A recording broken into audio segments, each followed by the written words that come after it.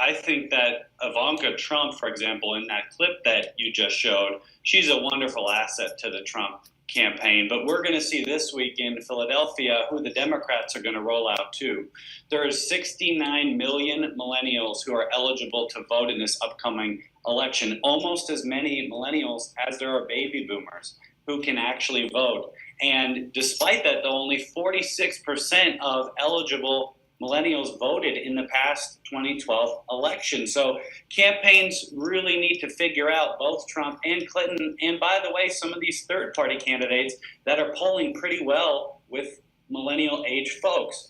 I worked for Senator Rand Paul, who ran in the Republican primary, and a lot of millennials supported Senator Paul because of his view on privacy, on legalizing medical marijuana.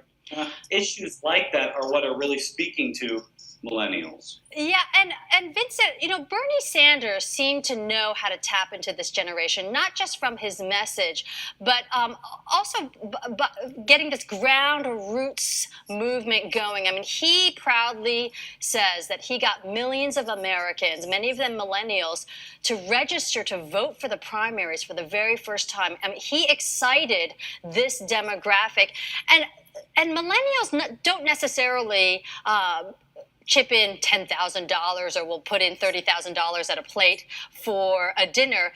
These are the folks who are giving $5, $10 online, and that can add up to a huge movement. So what can the Trump campaign and the Clinton campaign borrow from Bernie Sanders' strategy book?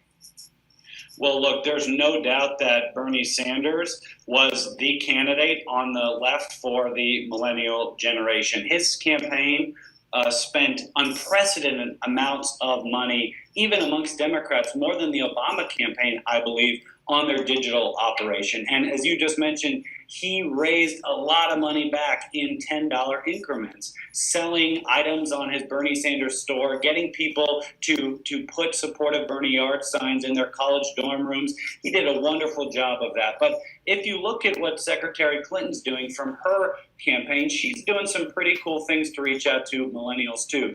She's got a wonderful Snapchat account, for example. I think it's the best social media account of any candidate running for president. And it's clever, it's witty, and it's all short 10-second snaps. Did you know that the average millennial spends 30 minutes a day on Snapchat? Well, Secretary Clinton's campaign gets that. And she's out reaching out to them on Snapchat, and she's spending money on platforms like Snapchat.